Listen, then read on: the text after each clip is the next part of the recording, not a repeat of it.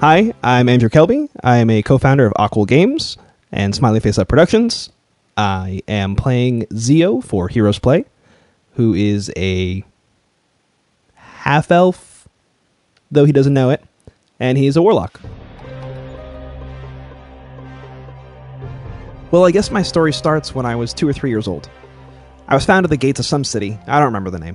This lady Zelda found me and brought me to her rundown house in the middle of nowhere outside of town. I think she made cheap clothes or something for a merchant in the market. She was always very kind to me and made sure I was fed and safe. Her husband, Court, however, was not so kind. He was a cruel man who liked his drink far too much and liked seeing his fist fly at whomever and whatever gave him the slightest look he didn't agree with.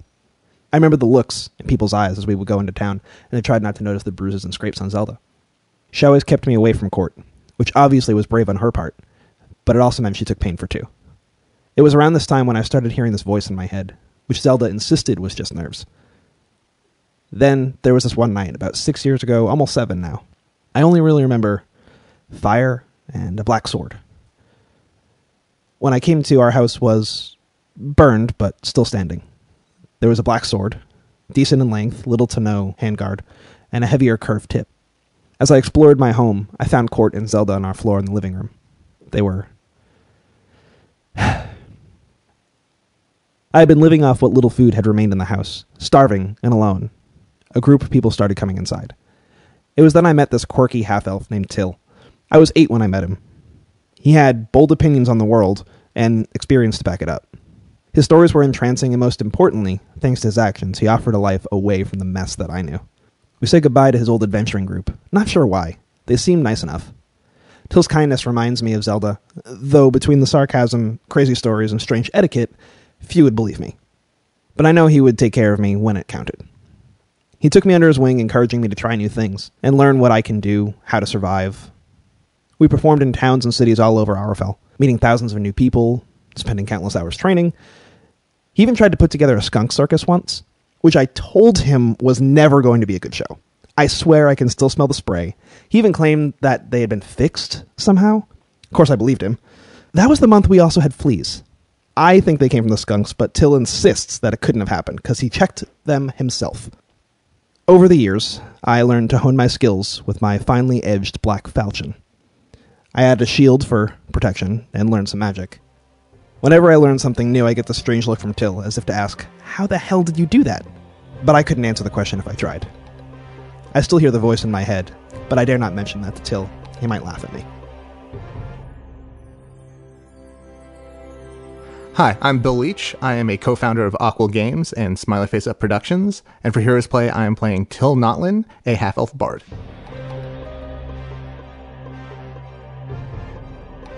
I go by the name of Till Notlin, renowned street performer.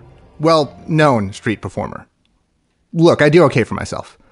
I was born into a human mother from an elven father, also called drawing the short straw in life in a world where war between the humans and elves is in such recent memory. My father left soon after my birth, leaving me and my mother to fend for ourselves in a small village. A village whose only bit of fame was the fact that it smelled a bit less like shit compared to the village next door. Because of my heritage, growing up was hard. My mother was often harassed by the toothless, boot-licking yokels who have never had an iota of original thought pass through their excuse of a mind, while those criminal bourgeoisie bastards in charge never lifted their God's damned fingers to... Let me try that again. The locals didn't care for the fact that my ears were slightly less rounded than they were used to. So to make my mother's life easier, I left at an early age. I lived on the road, performing and doing odd jobs, some more reputable than others, for coppers until my travels eventually took me to Bard Hall. What a wondrous place the hall was. A place of learning and philosophy and freedom. I learned all that I could and more in my many years spent there. It was a place I was comfortable in for the first time in my life. But alas, it was perhaps too comfortable. I became disillusioned with the hall and their unwillingness to push the idea of freedom even further in their philosophy. Why have one place freed from the chains of elves and man when we could have a world of freedom? Not a world without rules, but one without masters. My effort to radicalize the hall proved fruitless. I decided it was time to move on. The hall agreed with this assessment, and with a modest hurrah, they sent me on my way. As I took to the road again, I found myself embedded in a group of similarly minded travelers who became my companions. Thick as thieves and twice as troublesome, we never stayed in the same place long, occasionally not of our own volition. It was during this time that I came across the recently orphaned Zio. Zio was only about 8 when I found him, and like me, he was a half-elf. Knowing the life, or lack of one, Zio would have if we dropped him at an orphanage, if one would even take him, I chose to leave my compatriots and focus on raising Zio. The young lad seemed unaware of his heritage, which I deemed worth keeping a secret. Zio's look was primarily human, and living with a traveling musician, you are never in the same place long enough for anyone to notice otherwise. My companions were a bit snide with my decision to leave the group to raise Zio. I remember one of them saying, "Aren't you forgetting the cause? We have a world to change." But how can you change the world if you aren't willing to change the life of someone right in front of you? Is this thing on? Yes. Okay. Hi, I am Will Taylor, and I will be playing a elven wizard named Alaros. I like long walks on the beach. But do you like pina coladas? No, We're getting caught in the rain? I don't like the flavor of coconut. It has nothing to do with the consistency. Alaros Cernlassar, a high elf, was born in the lands of the elves in Tir Velsharoon. At a young age, he showed a penchant for magic.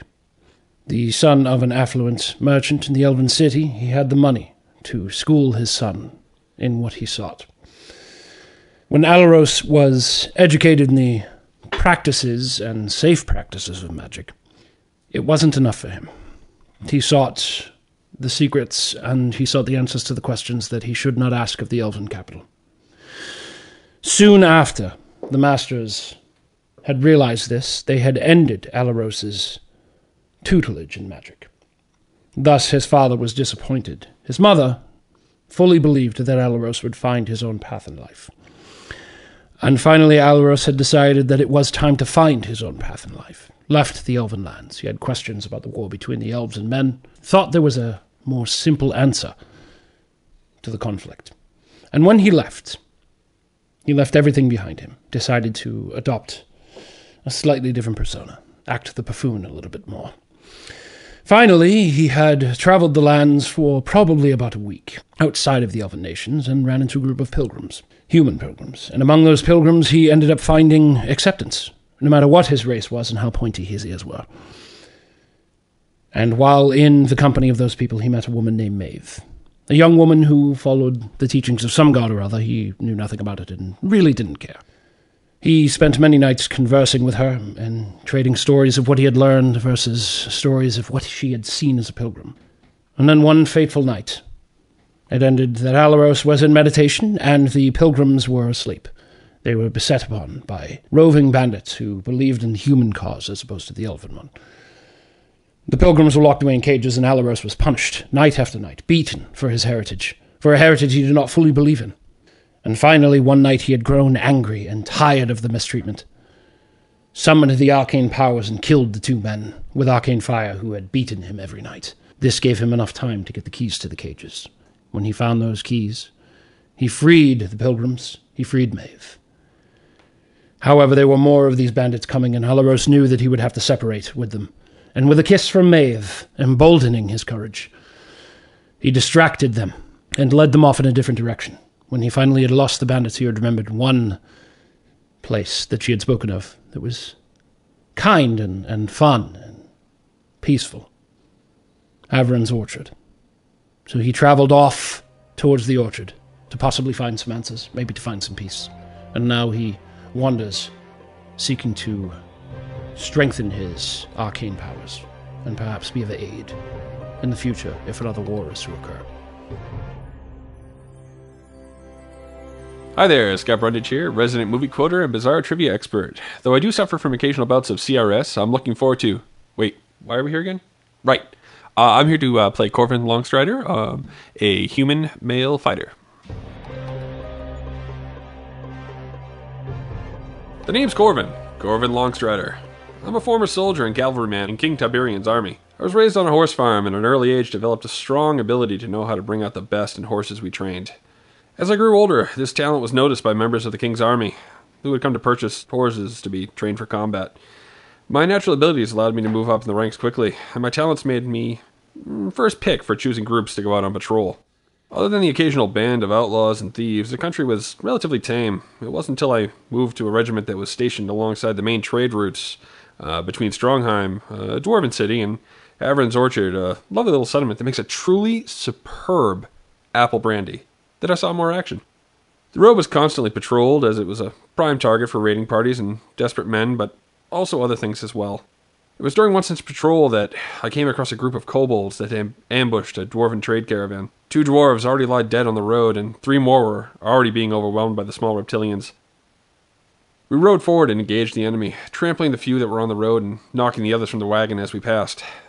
After the few minutes of fighting, I had my first experience with dwarves. I liked them immediately.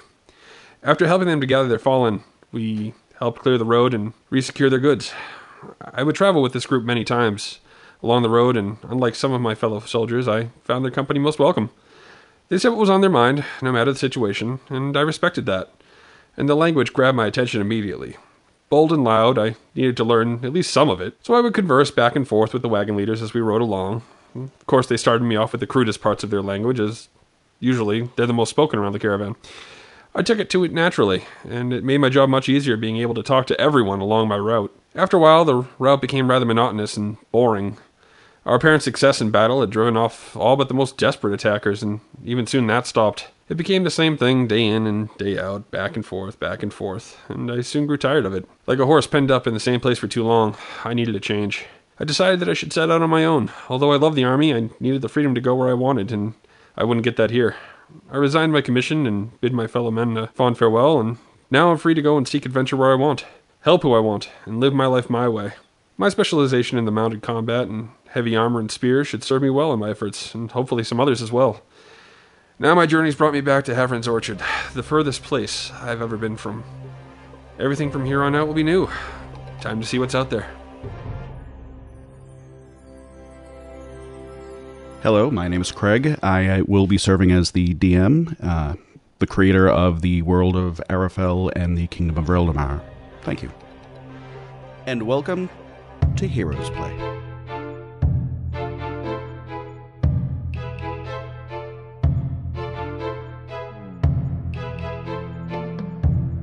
Heroes Play is a Smiley Face Up production, a subsidiary of Aquil Games, with executive producers Andrew Kelble and Bill Leetch.